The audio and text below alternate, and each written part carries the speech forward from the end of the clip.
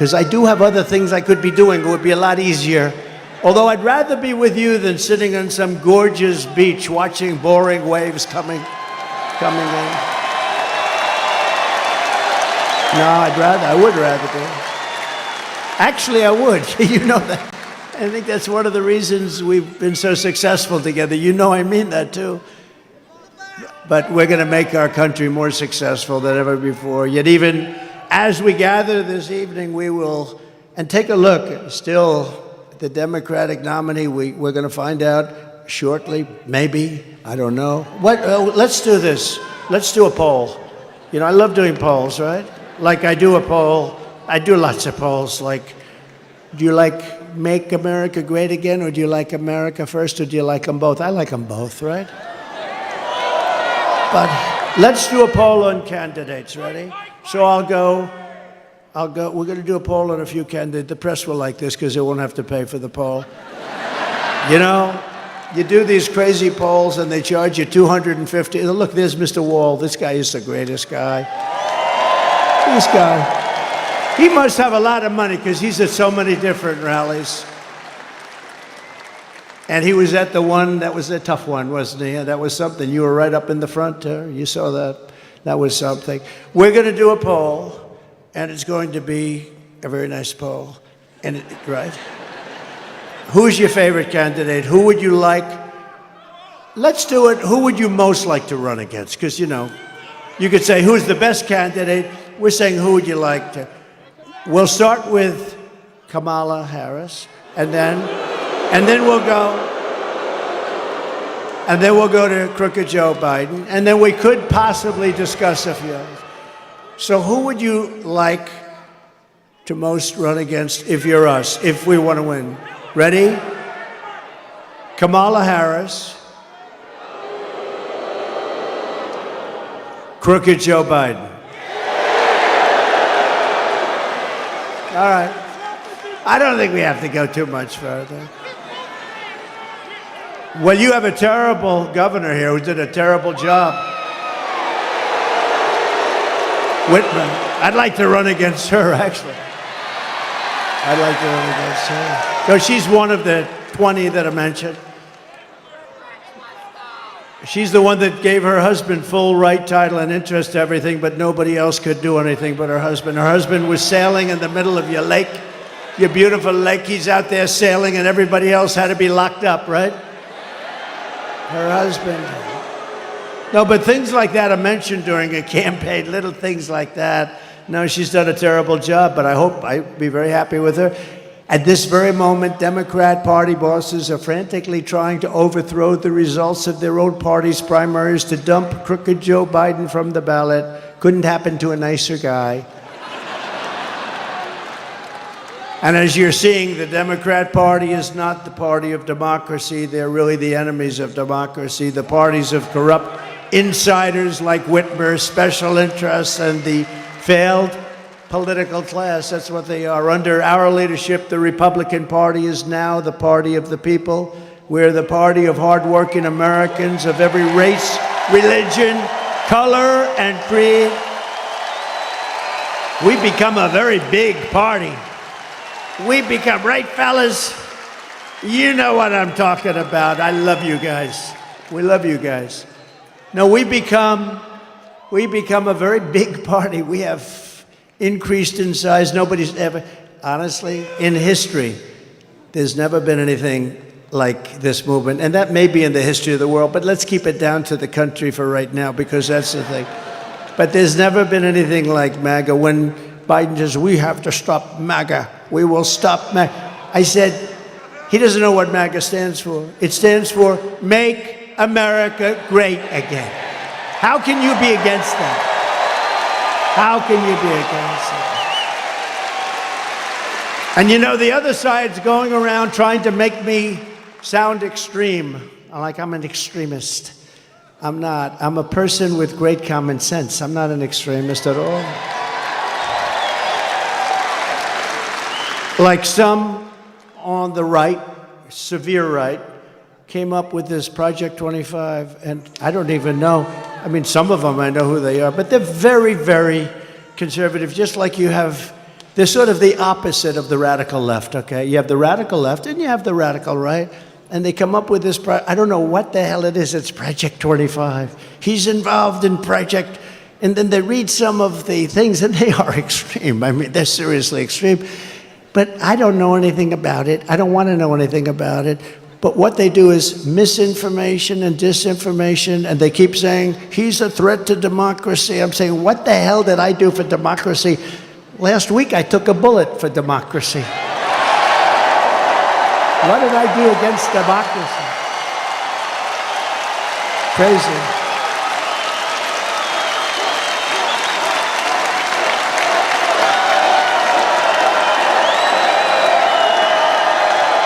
Hello, Chris.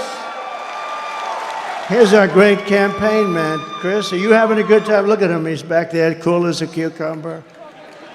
You know, so far, they're giving us great credit for the best run campaign they've seen in years. Isn't that nice? Thank you, Susie. Thank you, Chris. Look how cool he is. Just sits there. Thanks, Ed. Try doing it with another candidate sometime. That gets tough, right? Anyway, thank you very much. Great job, Chris, Susie, the whole group. We have a great group of people. They love this country. They want to save the country. That's what we're doing. With your vote, in this election, the Trump-Vance administration, by the way, I made the right pick. He's so great. They were all good. They were all good, but he's really stepped up. But the Trump-Vance administration will begin rapidly reversing every single Biden-Harris disaster starting on day one. And when you vote for Biden, you're probably voting indirectly for Harris anyway, whether you like it or not. Just common sense, it's all common sense, right? We will end the inflation nightmare that you would have never had. We had no inflation. See, there's another thing. Biden always goes around, I inherited 9% inflation. And even the radical left reporters up there, look at all of them. Whoa, they have a lot. They have a lot of them. They have a lot of them. Look at those cameras. But they'll start turning off as soon as I start mentioning certain things. I'll say, the red light just went off. No, but actually the radical left reporters, of which there are quite a few, I can't believe it. I don't know why they'd have them. But the radical left reporters say, the guy's right. You know, wasn't it until 2 years in that we became destroyed with inflation? Inflation is a country buster. It's a class buster. It busts everything, low income, middle income especially, and they get they're busted. The country gets busted. Look at Germany from centuries ago. Look at every country that's had inflation, and we had, I believe, the greatest inflation in the history of our country. They don't even report it properly because they leave the worst numbers out. They don't talk about interest rates that went to 10, 11, 12%, and you can't get the money. So what does that mean, 12%, if you can't get the money? It means it's higher from 2%. We will seal the border, and we will stop this terrible invasion that's destroying our country.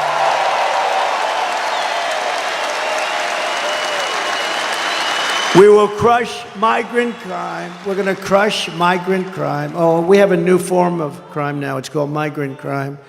The only good thing about these migrants coming in is they make our gang members and criminals look like the nicest people you've ever met. These people are much tougher. They come from all over the world, not just from South America. We're going to return law and order to our streets and restore patriotism to our schools. We gave you already the largest tax cut in the history of our country, larger than the Reagan cuts, but now we will give you an additional tax cut, a number of tax cuts that will make it. We took in more money after the tax cuts than we did prior. We took in billions and billions of dollars more after the tax cuts than we did. We had the greatest economy in the history of our country. Everyone knows that. We're going to slash regulations. That's what created all of those jobs and gave them bounce-back jobs. You know, they're called bounce-back jobs. After COVID, they bounce back. Everybody knows that. When you have something like COVID, which rarely happens, but when you have something like that, they're called bounce-back jobs. And we're going to bring down energy prices very rapidly. It was energy that caused the problem and their stupidity, and we're going to bring it down very quickly. Your energy bills will be cut in half, at least cut in half. Some sections, like in New England, I'll be able to cut their energy by 60, 70%. It's absolutely crazy what has happened with energy. We buy the oil from Venezuela. They used to be our enemy. I don't know. We buy from Venezuela. It's not really oil, it's tar. And you know, there's only one refinery in the world that can do it. It's very heavy, horrible stuff. It's garbage. It's tar. You lift it. I said, that's not oil. We want light, sweet, crude. We have the best oil. We have the best everything. We go to Venezuela. You know where they refine it? In Houston, Texas. It's the only plant in the world that can refine that stuff. So we go to Venezuela. We pay them a fortune. We take that dictatorship. We make the dictatorship wealthy. These people don't know what the hell they're doing. They're incompetent. They're grossly incompetent. The biggest threat is because we have incompetent. That's the threat to democracy. It's a threat to our country. We have incompetent people leading our country, grossly incompetent people. America's enemies will fear us. The United States will again command the respect that it deserves. Viktor Orban, the very powerful leader of Hungary, said, when asked what happened with the world that's falling to pieces, there are wars all over, he said, bring back Trump, it'll all end. It all ended. We had no problem in the world.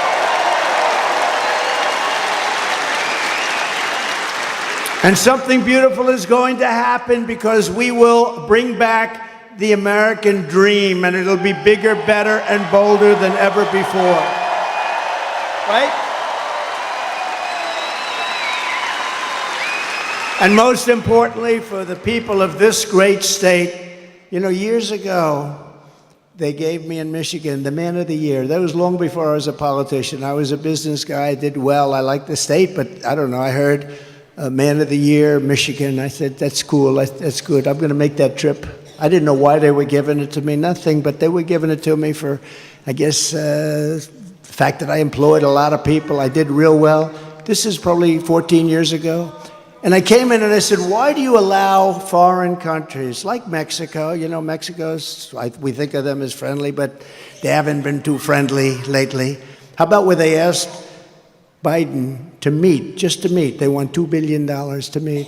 They wouldn't ask that. See, they wouldn't even ask me that because I'd say, I will put 100% tariffs on everything you send into a country if you even think about asking. They want $2 billion to meet.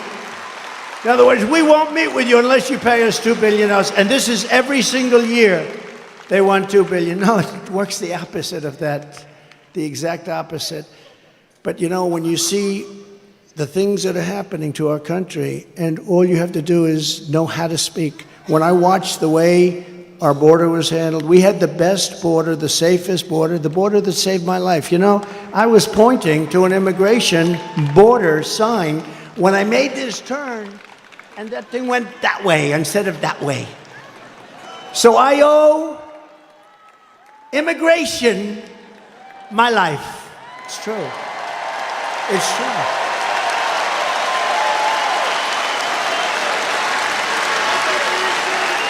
Now think about it. I'm talking thousands and thousands, much more than even this. I mean, we're restricted because you're in this giant arena. That's the one thing about outdoor that's good. You can have unlimited, thousands and thousands as far as the eye can see. Nobody's over here or over here because there's nobody there. It starts like this, as far as the eye can see. And I said, look at the great results that we had on immigration. Just look at them.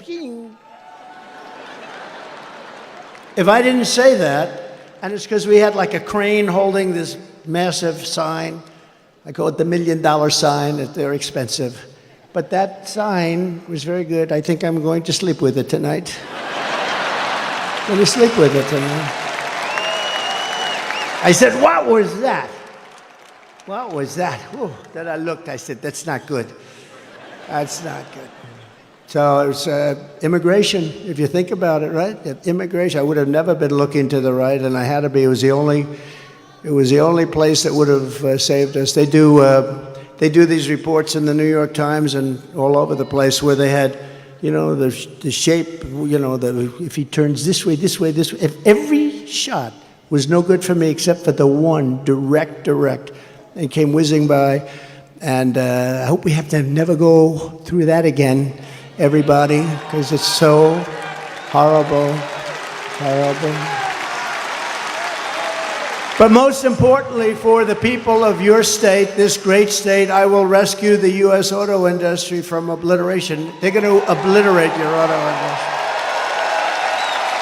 And anybody that votes for the head of the United Auto Workers, this guy doesn't know what he's doing. He's approved all electric cars. And you know, Elon, I love Elon Musk. Do we love him? I love him. And I'm constantly talking about electric cars, but I don't mean I'm totally for them, but whatever the market says, and if it's 10% of the market, 12%, 7%, 20%, whatever it is, it's okay. But you can't have 100% electric cars. And you know, so Elon endorsed me recently, the other day, actually. He's great. Elon Musk. He's a brilliant guy. Every time I call him, he's talking about, I got a new idea for a rocket. You have to hear this? No, it's true. You know, the first time I ever saw this, I'm watching television like 3 years ago, and I see a rocket engine, motor engine, come down landing, straight up in, no wings, no nothing, and it's landing. And I thought I was seeing things. What is that? And it's landing on a barge in the middle of the ocean. And then another one comes down, and another one. I guess 4 of them came down, 3 or 4, and they land upright. I said, what the hell was that? I've never seen that before. Now, if that were government, you wouldn't see that for another 50 to 100 years. But it was Elon.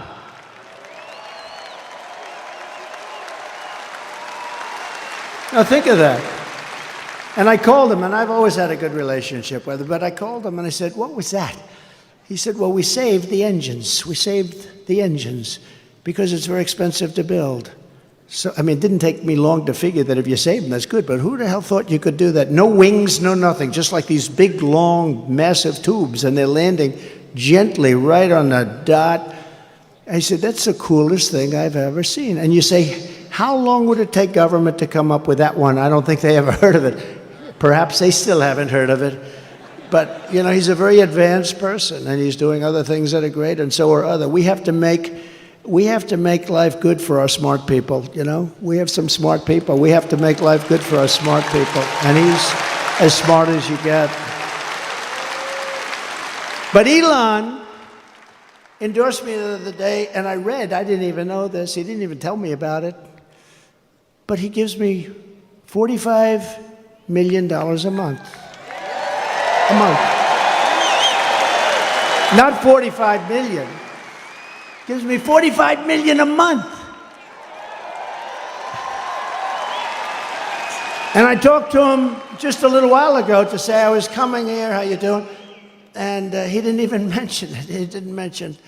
I mean, other guys, they give you $2 and you got to take them to lunch. You got to wine them, dine them. No, he's a great guy, he really is. But, you know, he's never mentioned to me, why are you hitting the electric cars? Because he understands I'm not hitting it. I think it's incredible. I've had them, I've driven them, they're incredible. But they're not for everybody. Some people have to drive long distances.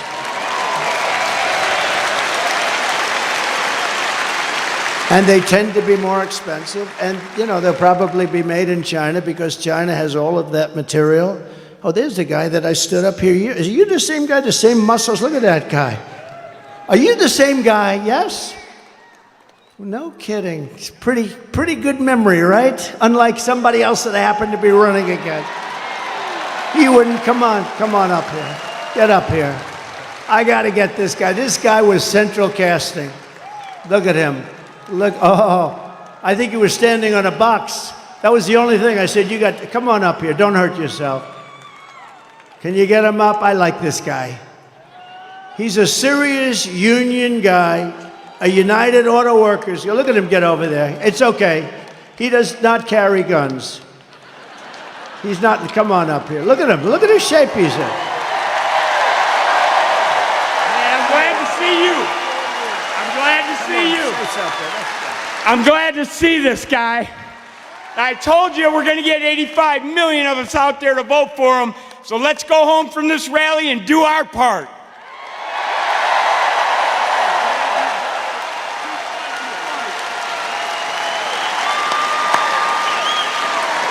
Look at the arms on him. I may have height, but his arms are definitely more powerful, huh?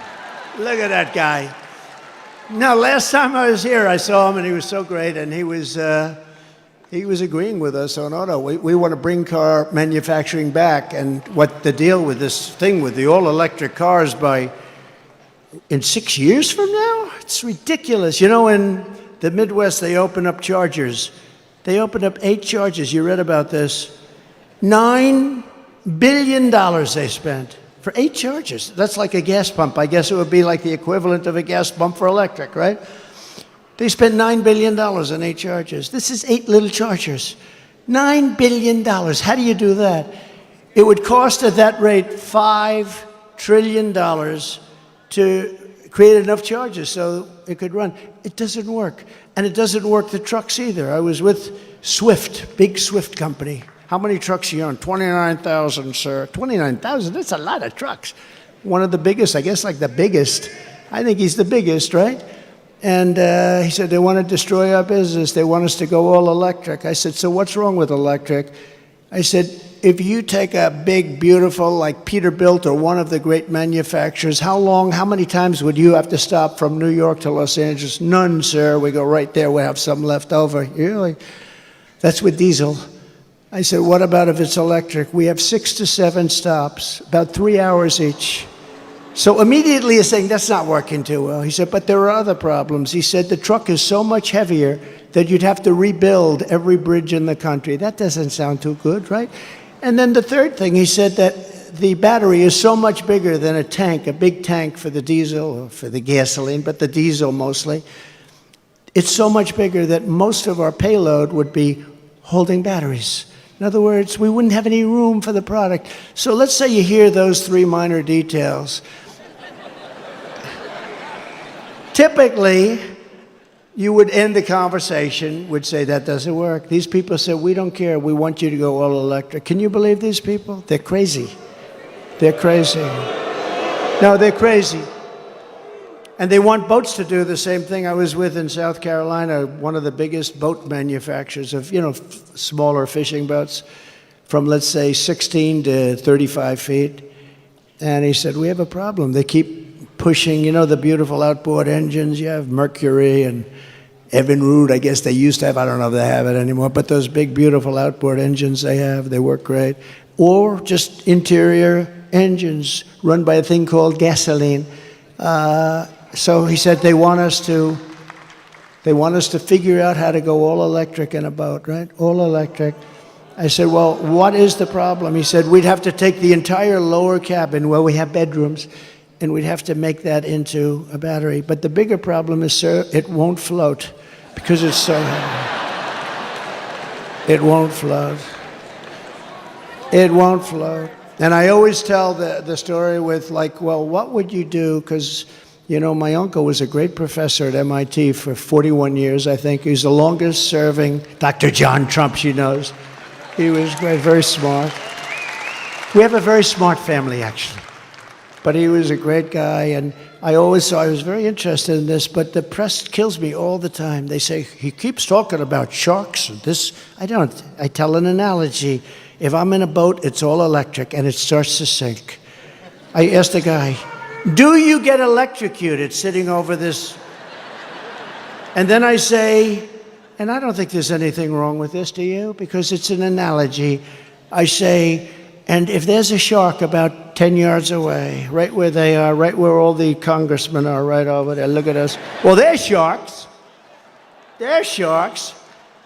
If there's a shark about 10 yards away, do I get electrocuted or do I go with the shark? I said, because I will take electrocution all day long. Despite the environmentalists that say how wonderful sharks are. You ever hear these people? We had 3 killings by a shark this weekend, ripped people apart, and then you have the environmentalists going, well, they didn't mean to do it. They mistook them for a seal. They didn't want to hurt the child. No, I don't want that. Common sense, right? I mean, how about they catch a shark, vicious that they've been after, and they take them to a little deeper water and they put them back in. I wouldn't do that. Would anybody do that here? Let me ask you, this is Michigan. These guys wouldn't do it. But they always get on me. They say, why is he talking about electricity and sharks? What do they have? Well, they know exactly. It's sort of a cute little story. Do I take electrocution or do I take death by a shark? And I'll always take electrocution. But isn't it ridiculous? Think of it. Isn't it ridiculous? They want to make a boat that's far too heavy, that can barely float, and they're driving people out of business. They're destroying this country. They're stupidly destroying this country. The Army tanks are the other one. They want to make all electric. We make the best tanks in the world. They want to have them. So that as we go into a country to bomb the hell out of it, we will do it in an environmentally friendly way. No? And with an Army tank, again, the battery is very big, very heavy, and doesn't last long. You know what it is? It's an Army tank, and it's like you're pulling a wagon behind the Army tank. You're pulling a wagon like a child pulls a wagon, and it's loaded up with a battery. So we got to get back to common sense. The aircrafts, too. They want to make our jet fighters a biofuel jet fighter that shows 18% less efficiency. That's the difference between winning and losing a fight. And you know what happens? I say, I'm not doing it. And we ended all of that stuff. They brought it back. We will end it on day one. We're not going to be doing that stuff,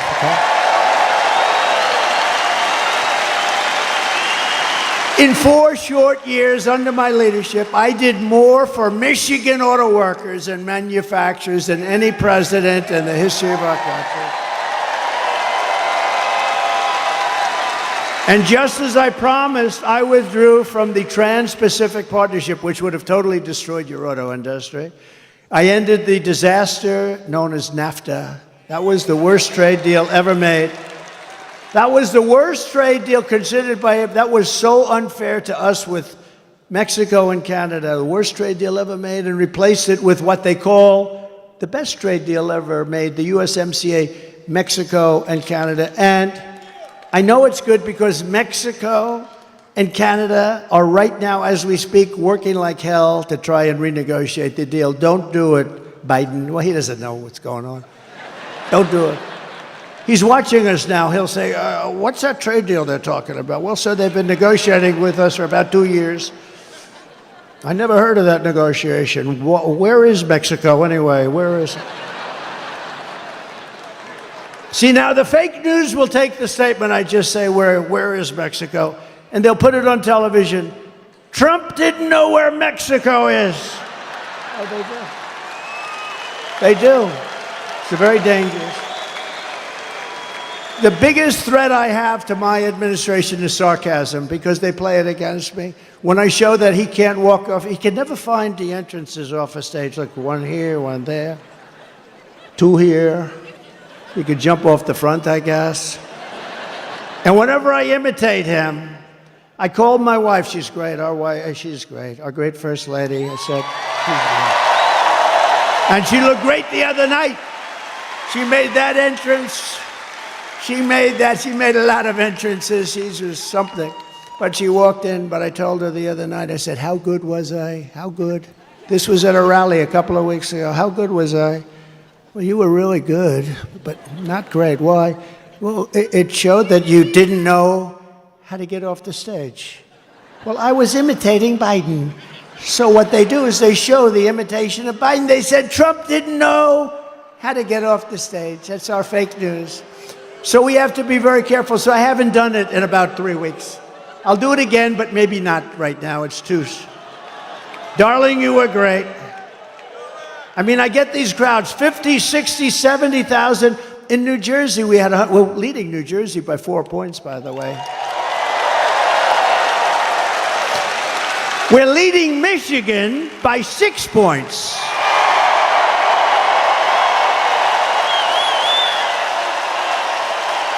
Right. And a report just came out, actually we're leading everywhere and nationally, and that we have to keep it that way. Got to make sure they don't cheat. Got to make sure they don't cheat. I took on China like no administration in history, bringing hundreds of billions of dollars pouring into our treasury with no other president. had gotten 10 cents. You know, China never gave us 10 cents. I got hundreds of billions of dollars from China. And I got along very well with President Xi. He was a great guy. He wrote me a beautiful note the other day when he heard about what happened. And he wrote me a beautiful, most of the leaders do. You know, a lot of them didn't like what I was doing to them, but they also knew it was about time. The jig was up, right? It was about time.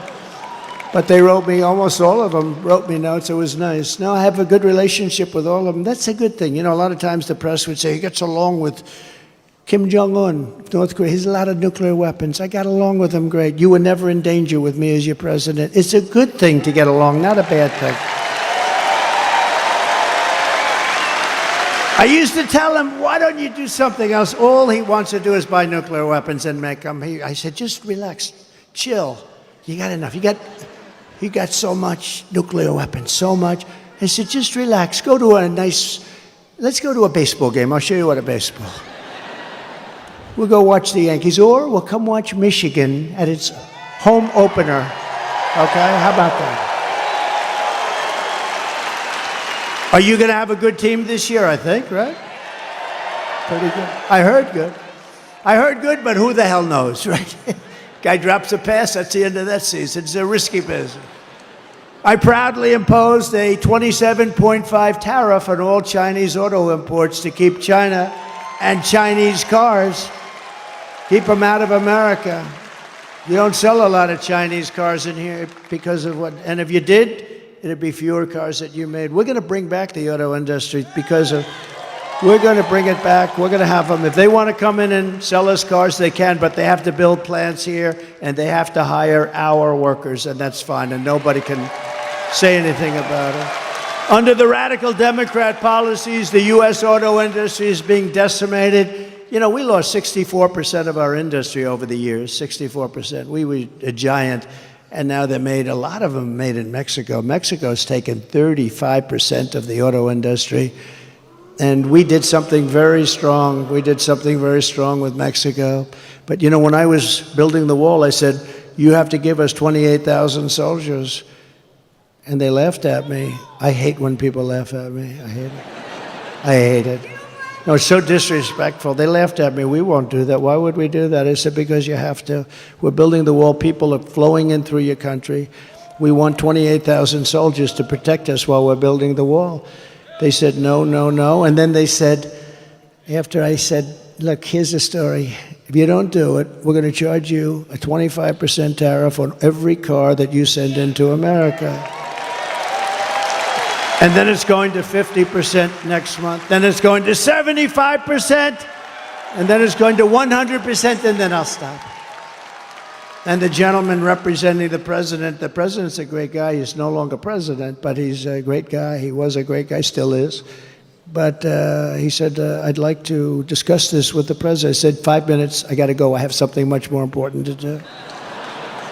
And he came back, he said, Mr. President, we would love to give you soldiers to protect your wall, free of charge, of course. That's how I got those great numbers on that beautiful, beautiful graph that we talk about. They gave us everything I wanted. I got everything from Mexico, and then this stupid person, low IQ, he's a low IQ individual. Take his IQ. I guarantee you it's in the low 50s or 60s. And he's negotiating against Putin, President Xi of China, Macron of France, very smart guy. I told him he was going to do something very bad to our country. I said, that's okay, you can do it, but I'm going to put a 100% tariff on all wines and champagnes that come in from France. He said, no, no, no, Donald, you cannot do that. I said, I'm doing it. Donald, you cannot do that. That's not fair. He was going to charge our companies, American companies, 25% for doing nothing.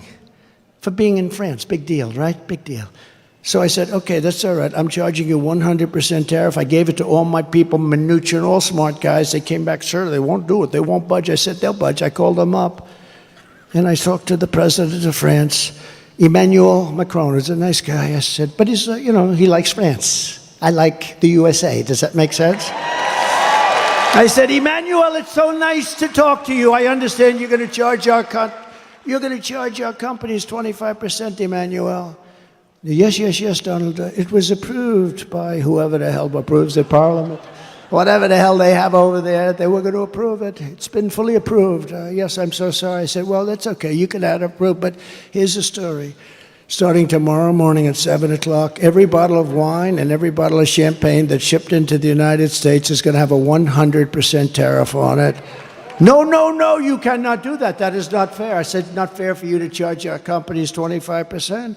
He said, you cannot do it. I said, I'm signing the papers now. I will call you right back.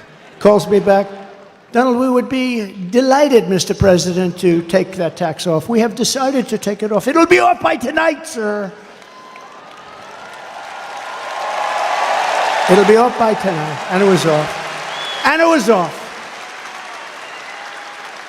You think Joe Biden does that? He doesn't know what the hell he's doing. Their policies are no good. Remember, whether it's Biden or anybody else, they want open borders. They want all the same stuff. So it's like, you know, but he's in particular, he's pretty bad, I tell you. Can you imagine these killers, these are sharp. You know, the press gets angry. They said, is President Xi of China, is he a smart man? I said, no, he's a brilliant man. He controls 1.4 billion people with an iron fist. He makes guys like Biden look like babies. They don't even know whether they're coming or going. Yes, the next day headlines, Trump calls him brilliant. How dare. No, okay. Let's say he's not a smart man. Okay, whatever makes you happy.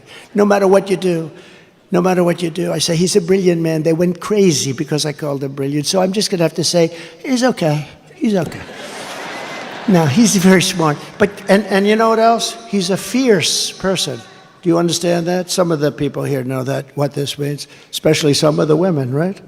They know better than the men about fierce. I know the women, they know better than the men. They're more fierce than the men. Oh, her. But no, he's a fierce individual. He's a fierce man. Can you imagine when he meets this guy? He thinks Trump is playing a joke on him. He actually thinks there's some kind of that I'm playing a joke. He doesn't believe what happened. He doesn't believe the last election. He thinks I'm playing a joke on him. But can you imagine President Xi, Putin, all of them? They're all smart, tough. They love their country, or they want to do well with their country, whatever it is, all ideology. But we have to have somebody that can protect us. And Orban was right. We have to have somebody that can protect us. Right now, we have really low IQ people in there. And the president in particular, he has about a 70 IQ, and he's going against 210, and it never works out. It never works out. When I'm back in the White House,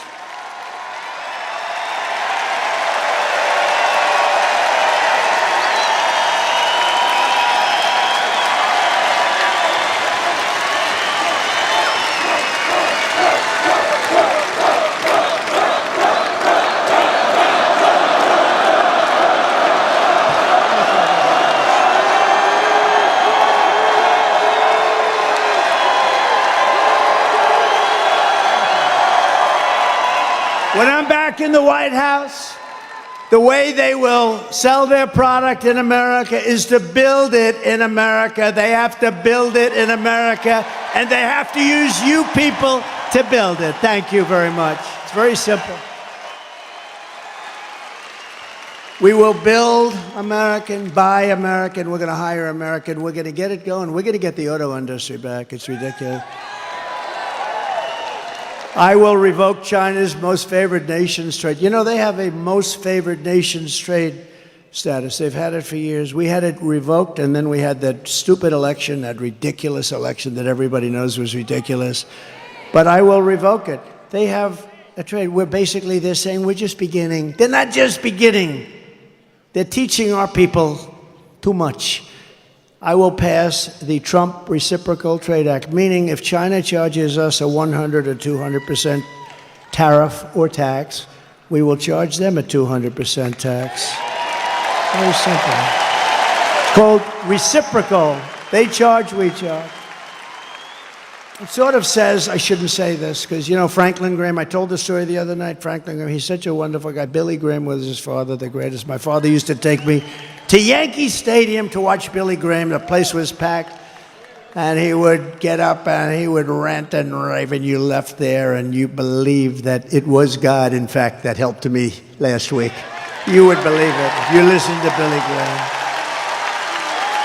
And Franklin Graham is right, probably, but he wrote me a beautiful letter. He says, President Trump, I watch your speeches and your rallies all the time. I love your storytelling. There's nobody that can do it like you, but please, you're hurting yourself very badly.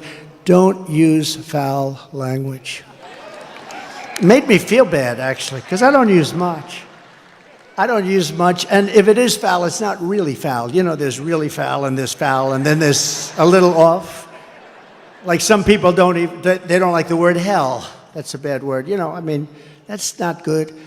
Or the word bullshit they don't like, so I won't use it. No, it's true, but it's more descriptive. There's just no word to sort of. But he said, so please, so I've been really good, and for the last 4 or 5 times I've really been good, but you know, you lose a little something. But reciprocal trade, it basically means you screw us and we'll screw you. It's very simple. And I can't describe it. And I don't think it's foul, but he's probably right. To further protect Michigan auto workers, I will end the Biden-Harris electric vehicle mandate on day one. It's going to end on day one. And I will immediately terminate the Green New scam, and we're going to use that money to build roads and highways and bridges. Under Biden and the radical left Democrats, inflation is wiping out our middle class. Groceries are up 57%. Gasoline is up 69%. Mortgage rates have quadrupled. They've gone up 3, 4, 5 times. And they never include that in their stats, you know. They never include those things. They never include mortgage rates. And you can't get the money anyway, so what really is the number? And since Democrats took over, total household costs have increased by an average of $28,000 per family. Think of that. Under my leadership, we will throw out Bidenomics, and we will replace it very simply with Maganomics. Maganomics.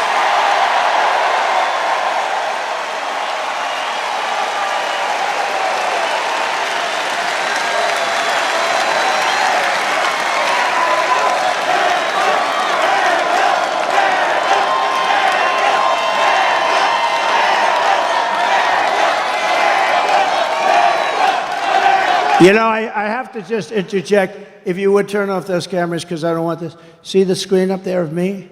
That's very severe, that comb over. That's a severe sucker. What's with that one? It looks okay from the other side. But that is very severe. I apologize.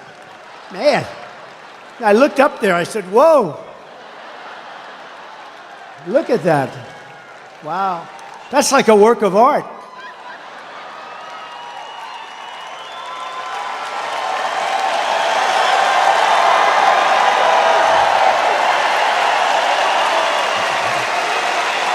Only look at that one. Don't look. That one looks. To bring down the prices of all goods, we will end the Biden-Harris war on American energy, and we will drill, baby, drill. We're going to start that day one. Under the Trump administration, we had energy independence, and soon we will have energy dominant. We will be more dominant than any country by far, and we were. Just 4 years ago, we started off at number 4, we got to number 3, and then we had to beat Russia. We beat them. Then we had to beat Saudi Arabia. We beat them, and we were like a rocket ship, and then we had this idiotic result. But we will be, and again, we have more. You know, Anwar in Alaska, it's probably the biggest find anywhere in the world. The size of Saudi Arabia, some people say, who knows what it is, but it's massive. Ronald Reagan tried to get it, couldn't get it, and that was easier in those days environmentally. They stop it with the environment. You know, the environment is very important to me, and environmental is very important, but, you know, you can't use it to destroy a country. And they stopped it. They stopped it for years based on the environment. I got it approved. It was totally done. This is since Ronald Reagan, who worked so hard to get ANWR, he wanted to be able to drill in Alaska. Think of it as the size of Saudi Arabia, approximately, bigger than Texas, bigger than everything. We would have had something that nobody else even comes close to. And on the first week in office, his Department of the Interior person, who was just put in Department of Interior, she outlawed it. She said, we're not going to use it, stopped all work. They were ready to start drilling. It took them a while to get ready. They're ready to start drilling. The money would have been incredible. The prices were very high. We're the only country that stops drilling when the prices are at an all-time high. And we stopped drilling, but we'll get that back, and I'll get it back very fast. But ANWR, they cut it. Unbelievable. And I will cut taxes even further than we did before, and that includes no tax on tips, right? No tax on tips. All that government does is harass everybody over it anyway. It's like a big harassment operation. They hired 88,000 IRS people to go harass everybody. So if you work in a restaurant, if you drive a cab, or if you do anything having to do with tips, I hope you're going to remember, bartenders, let's see, hospitality workers, a caddy, a barber. Barbers get tips. I don't give mine a big tip because I don't think they do a very good job. If you're a mover, a driver, or anyone else who relies on tips, the money is going to be 100% yours. You better go vote. If that doesn't get you out, if that doesn't get you off your ass to go out and vote for Trump, nothing will. Got to do it, right? Got to do it. And as we rescue our economy, I will also restore the sacred and sovereign borders of a place called the United States of America, right? United States of America. With Democrats in charge, the greatest invasion in history is taking place right now. This is an invasion of our country. You remember during the time I was trying to get the wall, and I was getting all sorts of assurances, and you couldn't get it from Congress. It was incredible. So I did get a lot of money for the military. So I put an extra $10 billion. I put a little fund, an extra $10 billion. I then called it an invasion of our country, and I took it out of the military, and I got it built. And now we're going to build it larger. We have to close up the areas that weren't built. We have certain areas where we needed to have them open for a little while for getting all of our stuff back. I don't like leaving brand new bulldozers and everything on the other side of the border, right? We want to close it up. But we had certain areas we had to close up. And when they took over, they said, we're not going to close it. I said, these guys actually do. I thought they were kidding. I thought they were not being serious. Who would want an open border? Who would want an open border where people come in from prisons and jails and mental institutions? Either people that don't love our country, stupid people. They're not stupid because anybody that can cheat that well in an election's not stupid. Or maybe a new thing is emerging where they want to get people to vote illegally. And they don't care. They have no shame. And we're watching that. Our chairman is here. The Republican chairman is here, the whole thing. See? The big boss is here in Michigan, so you're going to remember that. But we're working on that, but they do. They're trying to sign people up who just came in, who have no idea where they are, what they're doing. They came in. And in many cases, they're very rough people, but they came in. They're trying to sign them up to vote. This is what they'll do. Because think of it. If they have open borders, if they have men playing in women's sports, if they have a raise in, they're going to raise your taxes by four times. 4 times. Think of it. What you're paying now, you're going to pay 4 times more. With policy like this, nobody can get elected. The only way you can get elected is to cheat. And they are really good at it. That's the only thing they're good at. That's the only thing they focus on. They have no good policies. They don't do anything well. But they're using these people, and they're trying to sign up the people. And we've caught them, and we sue, and we do all the things that you have to do. But they have no shame whatsoever. So that's really one of the big reasons I think they're allowing it, because they're not stupid enough to allow prisoners and people from mental institutions, people from insane asylums, and it drives them crazy. Hannibal Lecter, The late, great Hannibal Lecter would like to have you for dinner. He wants you for dinner. That's the end of you, by the way. But no, these people are being dumped into our country, and nothing good is going to happen from it. That's why we have to do a big deportation and get them the hell out, okay? We have no chance. Meanwhile, our crime rate is going up while crime statistics all over the world are plunging. We have become a dumping ground for the world, which is laughing at us. They can't believe how stupid we are, how stupid we are. We're destroying our country. They can't believe what they're getting away with, but they're getting away with it at levels that they never thought possible. In Venezuela, crime is down 72%. You know, Caracas, Venezuela, was a very, very dangerous place. And now, because of the great job they've done in removing their criminals into the United States, next year we're going to have our Michigan rally in Caracas, Venezuela, because it's nice and safe. Okay? Does that sound like a good idea to you? Because we want safety. Now, the press is going to write that. They're going to say, Donald Trump proposed next year's Michigan rally in Caracas, Venezuela. They'll say, isn't that horrible? Isn't that unpatriotic? You understand. This is what I have to go with. I'm only kidding, press. I'm only kidding. Although maybe it's not a bad idea. So El Salvador is an interesting one because I know the president. He's a young guy, and he's been getting this great press that his crime rate's way down, and they're training their criminals. Well, you don't train criminals, okay? You know, maybe every once in a while you get lucky, but you don't. So in El Salvador, murders are down 70%. He's saying, yes, we're teaching. He's different. Most of them just say, well, the United States is stupid, so we're dumping all our criminals there. He does it differently, smart. He goes, we're working with our people that are causing problems and crime. And he's not working with them. He's dumping them in the United States. And their crime rate, their murder rate is down 72%, 73%, and going up. And I don't blame them, because if I was running one of those countries, and we're not just talking in South America, but if I were running one of those countries, I would have been doing it much more. They're also emptying their jails. The big thing is their jails. Those jails were packed. Now all of a sudden it's like, oh, isn't this wonderful? They're doing such a wonderful job. They're dumping their criminals into the United States of America, and we're not going to take it anymore. Stupid people.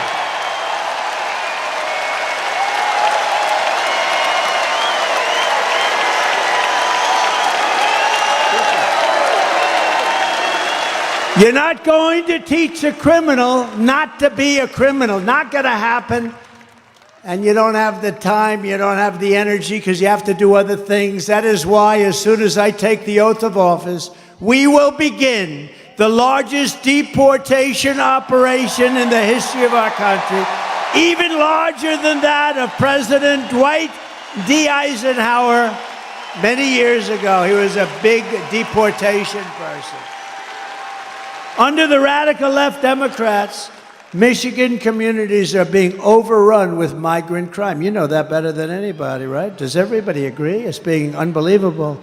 In Oakland County, criminal squads of illegal alien gang members are hiding in the trees and breaking into Michigan homes after dark, looting them for jewelry, purses. They're taking the women's purses right out of their bedrooms, electronics, cash. They're stealing, they're robbing the houses. Earlier this year in Kent County. Does anybody live in Kent County here? Sounds good to me, but you're not going to like this. A sadistic illegal alien, of which there are many criminals, was sentenced for executing a 22-year-old Grand Rapids woman while she was in her car with her 1-year-old baby, shooting her at least 5 times with a rifle at point-blank range, while the killer was wanted on an outstanding warrant for attempted strangulation of another woman. When I return to the White House, we will stop the plunder, rape, slaughter, and destruction of our American suburbs, cities, and towns. We will shut down deadly sanctuary cities. We're not going to have them anymore. And we will shift massive portions of federal law enforcement to immigration enforcement. We're going to get the bad ones out. We're going to get them out immediately. It's not going to take long. We're going to rely on law enforcement, and we're going to give law enforcement back their dignity, respect, and power so they're allowed to protect you.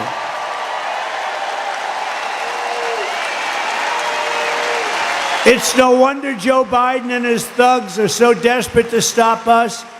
They know that we are the only ones who can stop them. We're the only ones. You know, we talk about Biden like he's a feeble old guy, and he is. But it's the people that surround him. I mean, he's perfect for them. This is the fascists and communists and some bad people surround him. I know just about all of them. I can tell you about all of them. Did you hear about our big victory in Florida last week? Did you hear? We won the big case. We're going to take down Trump. We're going to take down Trump. No, when you have a great court system, when you have honorable judges, people that really love the country, good things can happen. But we won that case in its entirety. That was the one. That's going to take them down. They've been saying that for, 8 years now, right? And here we are leading in every poll. We got to get it close. You got it close. You got it close. We don't want to talk too much. I always say, if we win, because I don't like saying when we win, because they cheat like hell. So, if we win. But we got to get it close. We're close. 4 months. But you know what 4 months is in this racket? Like an eternity. 4 months is like an eternity. But we're leading by a lot, not just by a little. We're leading every state, every important swing state by a lot. And we're leading nationally by a lot. But we got to get it close.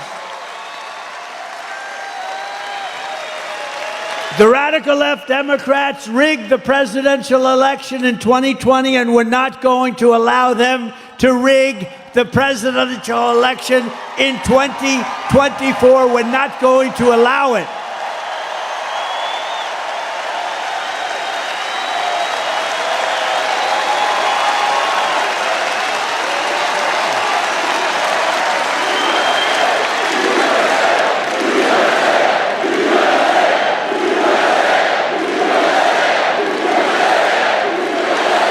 Every time the radical left Democrats, Marxists, communists, and fascists indict me, I consider it a great badge of honor. You know, I've been indicted more than the legendary Alphonse Capone, Scarface. He was a tough man. See that guy right there? Ultra MAGA. You're Ultra MAGA. He's tough as hell. But if Alphonse didn't like you, you would be in the foundation of a building rising someplace in your great state, right? He was not. He was a tough cookie, this guy. I got indicted more than Alphonse Capone. Think of it. My parents are looking down. I had wonderful parents. They never saw this for me. They never saw, let's see, I'm voting for, oh, I don't want to even read that one. Thank you. Thank you. I appreciate it. But I'm being indicted for you. Don't worry about these fake indictments. These aren't indictments. These are Biden indictments. These are a sick, weak, pathetic man who can't run an election, so he indicts his opponent thinking that's going to win. And in many cases it would. You know, third world countries do this a lot. Banana republics do it a lot. We've never done it. And we're going to teach them why they can never do it again. Because it's actually hard to believe. It's actually driven our poll numbers way up. And then we had the debate. Did anybody watch the debate? Poll. Who won the debate? Biden or Trump? Poll, free poll. I just saved $300,000. Isn't it something, these pollsters, they come, oh, I have Tony Fabrizio and McLaughlin back there, I got to be careful. But I just saved $300,000 doing that poll. They interview like 97 people have been interviewed, and Trump is leading by a little smidgen. I got 25,000 people here or something. They got so many people outside, I wish we could include them. I'd love to get them in. Would anybody like to leave now and let the other people come? That's not nice. Never forget, our enemies want to take away my freedom because I will never let them take away your freedom. They want to silence me because I will never let them silence you. And in the end, They're not after me, they're after you. I just happen to be standing in their way, and I always will. Right? I always will, fellas.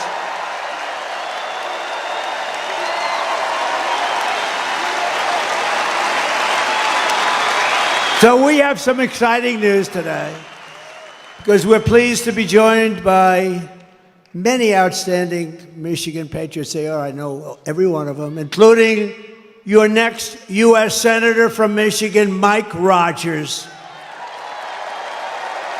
And Mike is just as adamant as me. He'll vote to stop the invasion, end inflation, halt the outsourcing of Michigan jobs, and bring back the auto industry.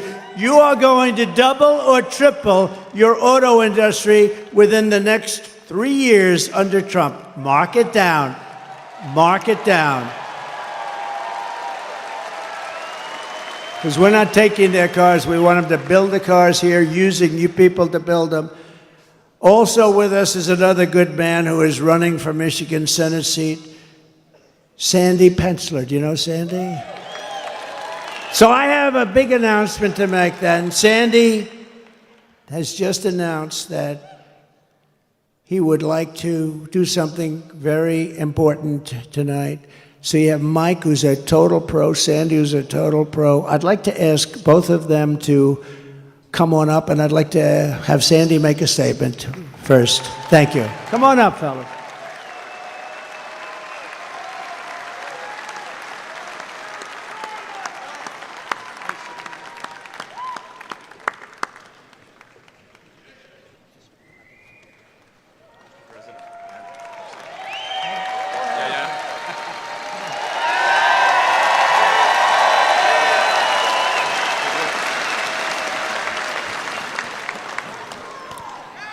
Thank you, Mr. President. I was so inspired when President Trump kissed the empty uniform of Corey Competore. I'd flash back immediately to a couple days after 9/11 at the local firehouse, where I hugged the lone remaining survivor and looked out at 12 empty uniforms. Thank you for honoring all of them as well.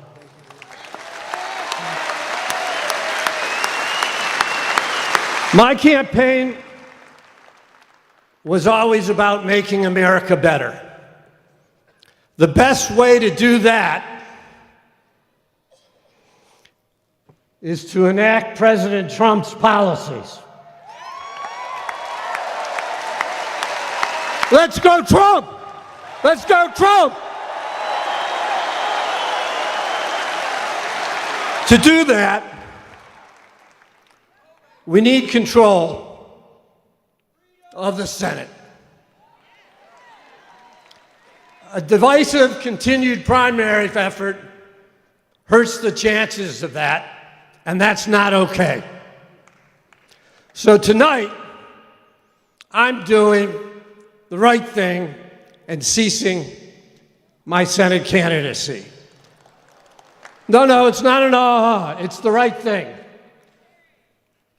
President Trump endorsed Mike Rogers. Tonight, so am I.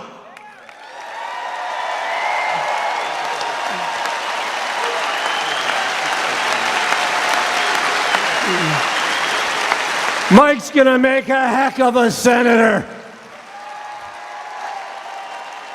So I want you guys to look around the room tonight, because everything goes through Michigan. The presidency, the Senate, the House, and the State House. Look around, make a pledge to each other. We're gonna fight, fight, fight like hell to save America and elect Donald Trump, Mike Rogers, and the rest of the ticket on the Republican Party. Thank you.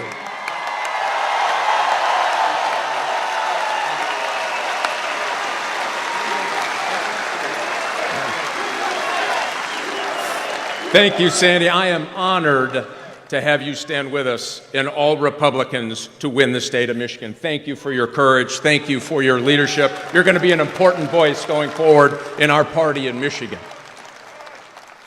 And Mr. President, I want to say this, as a former law enforcement guy, it wasn't that the bullet took you to the ground. It was the fact that you got back up for America.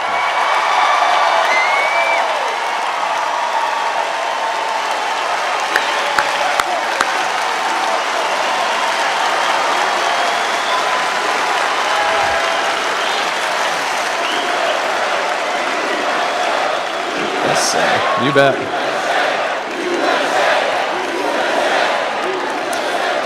I have spent my career working to protect America as an Army officer, as an FBI agent working organized crime in Chicago, as the chairman of the House Intelligence Committee. I have never seen a more unsafe America because of the Democrats over the last 4 years.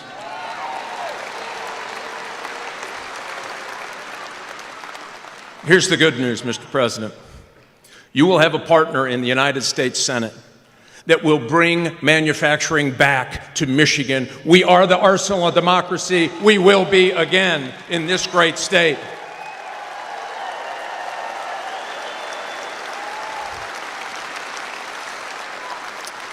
And I'll pledge to you, I will get Department of Justice reoriented to actually going after criminals.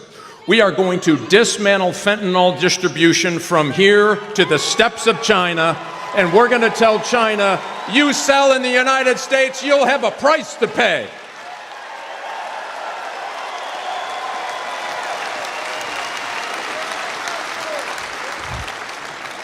Mr. President, I'll guarantee you this as well.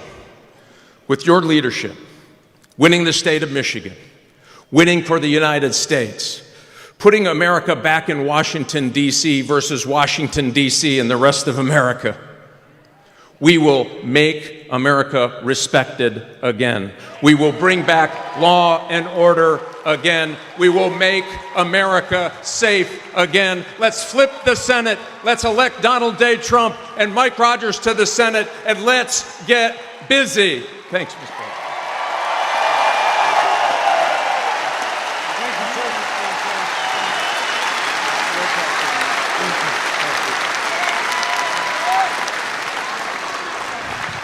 We're unifying the party, and that was beautiful to watch. Thank you, Sandy and Mike. And Mike, good luck. You're running against somebody that's such a bad senator. You don't even, I was there for 4 years plus. I don't even remember meeting that particular person. This is not a senator for Michigan. Mike Rogers is going to be a great senator. He's got gravitas. He really knows his way, highly respected in Washington. And I think, I mean, it should be an easy race. Nothing's easy, but it should be an easy race. So good luck. Good luck. And thank you very much, Sandy, Mike. We're also joined by members of Congress, and they're great people, friends of mine, warriors. Jack Bergman. Jack? Thank you, Jack. Great job. A real friend of mine, somebody I was very much in favor of right at the beginning, John James. Thank you, John.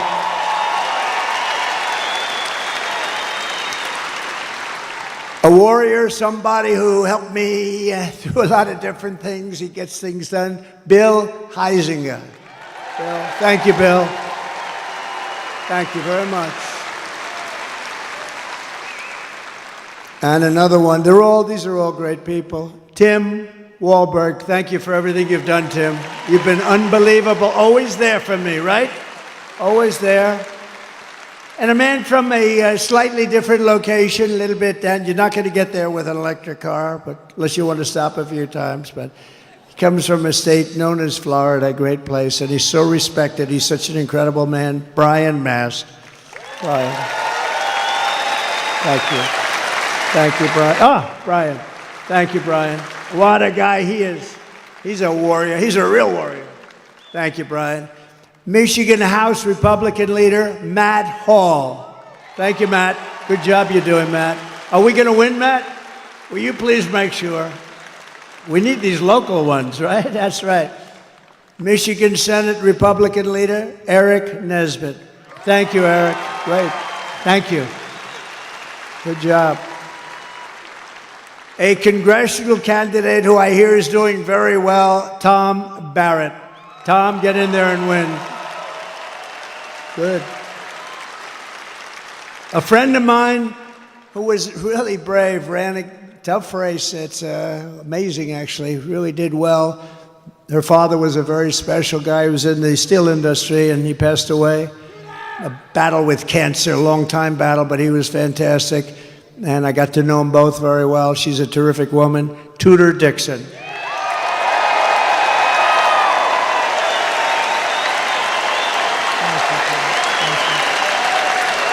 Thank you, Tudor.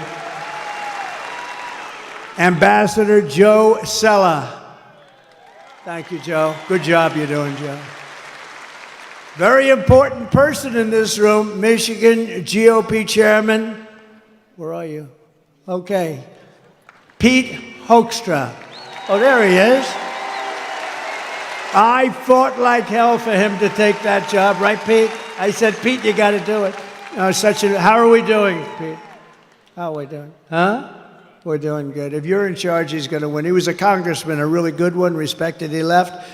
I made him ambassador. He was a great ambassador. And I then said, Pete, you got to do it. He lives here. I said, you got to do it. And we appreciate you doing it. Both of you, thank you very much. We appreciate it very much. RNC chairman, he put on that show with a person named Lara Trump. How good is she? How good is she? She's unbelievable. She made a great speech. And her husband made a very good speech the other night, didn't he? Eric and Don. I don't want to talk about anyone else, only my kids, you know. But they all did well. Everybody did well, honestly. I do think Hulk Hogan, I thought he was incredible. I hadn't seen him in a while. And I'll tell you what, I'm not going to mess with him, right? We're not going to mess with the Hulkster. But he was fantastic the other night. All of them, every single one. My granddaughter did very well. Look at, she's scarred. What about, who said that? Who said my granddaughter? Wow. Kai. Kai is great. Great golfer. She's a great golfer. But we have another man who's very important, and the RNC chairman, Michael Watley, who's been incredible, wherever Michael is. Mike, thank you, Mike. Great job. I said, Michael, you have one job. We got so many votes, we don't know what to do with them. You got to guard the vote. When those votes get put in, they can't be missing.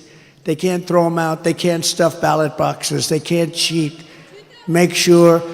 And, you know, he headed up North Carolina.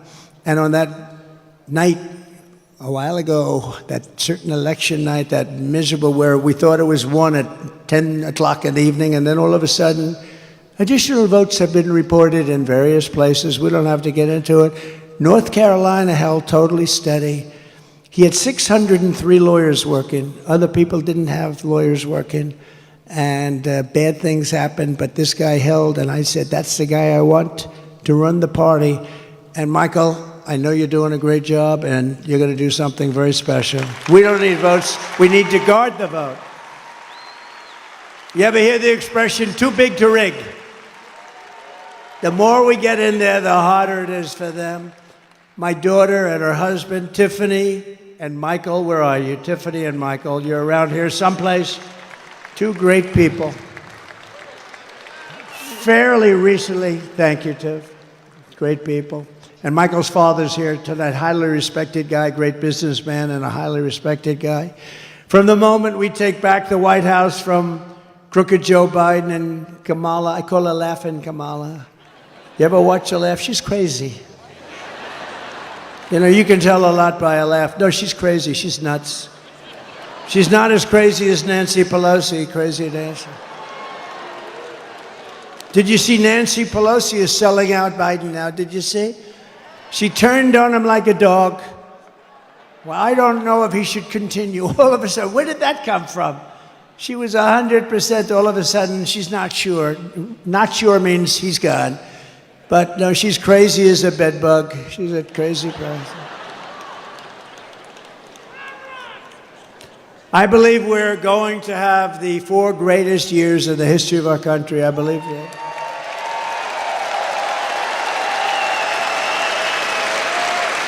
And I believe that Michigan is going to have the greatest of all of any of the states, because I'm going to bring back your auto industry. I'm not going to take this. You know, in Mexico, they're building among the largest plants for auto manufacturing anywhere in the world. In Mexico, near the border, they think that they're going to make cars and sell them into the United States and lose all our jobs. It's not happening. And you know who owns those plants? China! China owns them. And we're not letting it happen. We'll put 200% tariffs on, 400, I don't care what would. Whoever is building your plants, we're not allowing any of those cars to come into the United States, okay? We're telling that to Mexico right now. You want to build those plants? A friend of mine who builds plants, that's all he can do. He's a great guy, but his strength is plants. If you say walk across the street, he's not that good at it. But to build a plant, he has no problem. He builds a great auto plant. So I said, I'd like to see one. Take me. He goes, well, I'll have to go to Mexico. I said, what about the United States? No, not so much. He goes, they're actually some of the biggest in the world being built right now in Mexico. I said, this happened over the last couple of years with this stupid president that we have. Stupid. He's a stupid person. And I can say it because, you know, once he weaponized justice, you know, I would never talk about a president like that. Once he weaponized justice against me, I said, oh, wow, that's really incredible. That's never been done before. I can do it. And I'm knocking him out. But sometimes you have crooked judges. We have some real crooked judges, too. That's the only way. The only way I can lose is crooked judges, but we'll get it overturned, anything that happens. But once he weaponized, I wouldn't talk that way. In fact, before this happened, before he did this, I treated him not nicely, but I treated him with far more respect than I do right now. It's one of those things. But we can't let these companies come in and steal our wealth, steal our jobs, destroy our companies, and end up building it 10 miles across the border and think we're going to allow them to get away with it. We're not. They have to build it over here, and they have to use our people. And it's going to happen. And Michigan will benefit more than any state in the union because they stole your auto industry, and we're going to bring it back, and it's going to be at a level that it was in its height. Okay? You hear that, John James? You hear that? I'm going to put John James in charge.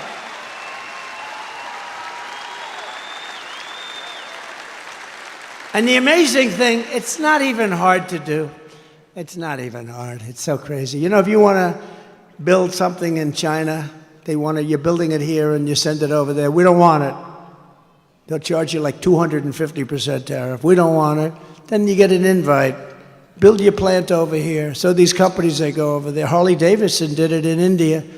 They couldn't sell. They had a 200% tariff on motorbikes. I had them in the office in the White House, the Oval Office, and the head of Harley-Davidson. I was disappointed in that, actually. We were talking about it. I was telling them the problems, and I was going to help them out. But I said, how are you doing in India? No good. Why? We have a 200% tariff. In other words, if we sell a bike, they have like this massive tariff. And I said, well, if you have a 200% tariff, that means you're not going to be able to sell any. But they invited them over to build a plant, and Harley-Davidson went, and I guess they're building the plant or built it or something. But that's what they do. I don't blame India. I blame us for allowing it to happen. It's not going to happen anymore. I had it stopped, and then we had the COVID fight. We had to fight COVID. We did a great job. We never got the credit. We got credit for military. We got credit for everything. I defeated ISIS. We did unbelievable things. Unbelievable. We got the biggest tax cut in history, the biggest regulation cuts in history. You know, when I go to the companies, the big companies, highly sophisticated, I said, so I got you the biggest tax cuts in history, and that was good for jobs. And I got you the biggest regulation cuts in history, and that was good for jobs. If you could only have one, would you take the regulation cuts or the tax cuts? Every single person, and I must have asked the question 200 times over the years, said the regulation cuts were more important than the tax cuts. Can you believe it? You wouldn't think that. But we got you the biggest regulation cuts in history before I even arrive at the Oval Office, shortly after we win the presidency, we win, we're going to all win it together, I will have the horrible war between Russia and Ukraine settled, and I will be the only one that can make this statement. I will prevent World War III from happening. You're very close to World War III.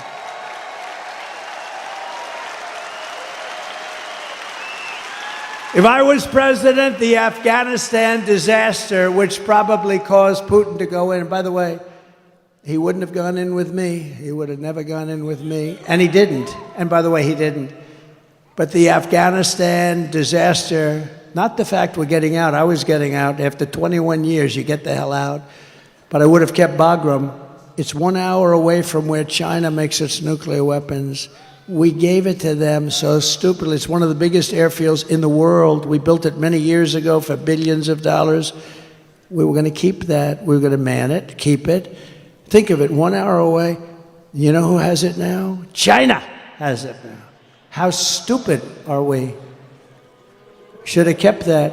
And you know the lift? The lift should have been done at Bagram, not their little local airport where they had riots all over the place, and then the bombs started going, killing 13 of our great people, obliterating, I heard the number this morning, 47. That's maybe the right number because we're looking at 47, you know that, right? Obliterated 47 great young Americans, their legs gone, their arms gone, their face just wiped out. And hundreds of people besides, hundreds of people. The worst catastrophe, the worst, most embarrassing disaster, I think, ever that happened ever in this country. And because of that, I think Putin looked at that, the incompetence, the stupidness of Milley and these guys that don't know what the hell they're doing. And he looked at it and he said, this is a great time to go into Ukraine. But he would have never done it with me. If I was president, the Afghan disaster would have never happened. Ukraine would have never happened. And October 7th, the attack on Israel would have never happened. Remember, Iran was broke. Iran had no money. They were broke. Now they have $250 billion. But we'll get along with Iran. We'll get along with whoever we have to get along with, but it would have never happened. All of the things, and you know what wouldn't have happened? Inflation wouldn't have happened because I had energy low. Inflation was caused by energy going up twice. I will restore a thing called peace through strength. That's what we have. Remember, I'm the only president in 80 years that I started no new wars. I finished some. Totally defeated the ISIS caliphate. In my next term, we will build a great Iron Dome missile defense shield over our country, a dome the likes of which has not been seen. And it will be entirely built in the USA, and much of it will be built right here in Michigan. Why shouldn't we have the same protection that other countries have, Bill? Why shouldn't we have the same protection that Israel has and that other countries have? And Ronald Reagan wanted to do this many years ago, but honestly, we didn't have the technology. Now we do. 301 missiles were shot at Israel, and almost every one of them was knocked out of the sky. It's an unbelievable technology. And it's our technology, and we're going to use it for our country, and we're going to be a lot safer than not having it. The Iron Dome, we're going to build the great Iron Dome, the latest and the greatest, and much is going to be made right here in Michigan, as you can imagine. And we will not cut one penny from Social Security or Medicare. And they are really, you know, they want to raise the retirement age. Biden wants to raise the retirement age and they're going to. You know why? All of these immigrants coming in, they're trying to put them onto Medicare and Social Security. So not only do they want them to vote, they want to destroy Social Security and Medicare. It's not going to happen, and we're not raising your age. One day, he's going to destroy. First of all, he doesn't have any idea what the hell he's doing. But I kept that promise 4 years ago. Remember, they said, he'll come in and raise Social Security. I went through 4 years. It was never even a topic that was allowed to be discussed. Because we have, between the liquid gold under our feet and all of the other things and the growth mechanism that we have in this country, we don't have to cut Social Security, which people have earned, and we're never going to cut it. And when you hear that stupid guy, that low IQ guy, get up and say, I inherited 9% inflation. False. He inherited 1.4, but really nothing. And when he says he's going to raise Social Security, no, false. He's going to raise it because he's stupid. That's why he's going to raise it. Don't believe it. They have this line where it goes one after the other. But one thing, it's very simple. They're going to raise your taxes 4 times, and that's there because they don't want to renew the tax cuts that I gave. It's approximately a 4 times increase, and they don't want to renew them. But you can't believe these people when they get up. Biden and I watched Camilla the other day, brilliantly put on Fox. I don't know why Fox does it. Please, Fox, will you please get smart? Will you please get smart? And she's ranting, right? He is going to destroy Social Security. He's going to destroy Medicare. He's going to destroy this. I mean, just made up. It's just sound bites. It's disinformation. That's the other thing they're good at. They say anything they want to say. I am going to protect your Social Security. We're not going to be raising the number of years. We're not going to raise it by 1 day, let alone 1 year or 5 years or 10 years like some stupid people want to do. We're going to grow our country. It's going to be growth. And it's going to be using the assets and resources that we have, much of it right under the ground. We're going to rebuild our cities into beacons of hope, safety, and beauty better than they have ever been before. We're going to have to work with the Democrat governors and mayors on that. But our cities are just horribly run. And then we have our capital, our beautiful capital in Washington, D.C. We're going to take it over. We're going to clean it up. We're going to renovate it. We're going to rebuild it. We're going to make our capital the most beautiful anywhere in the world. We're going to get rid of the nightmare of murder and crime. And it will become the most beautiful capital anywhere in the world once again, but far more beautiful than it was before. And when you want to go from Michigan to see the Washington Monument, yes, we're keeping the name Washington. We're not changing the name. Or the Jefferson Memorial, where there's a big move to change the name. We're not changing the name. Remember when they were knocking down statues and I was president, and I found an old bill, and I reenacted the old bill. Anybody touching, knocking down, or even trying to harm any of our great statues or monuments goes to jail for a 10-year period with no commutation and no shortening of the sentence. And it was a beautiful sight as we watched everybody leave town. They left town so quickly. They left town. We said, bye, everybody. No, we have to meet people that have evil intentions. They wanted to knock down the Jefferson. If I didn't get the military out to save the Jefferson Memorial, they would have done a job.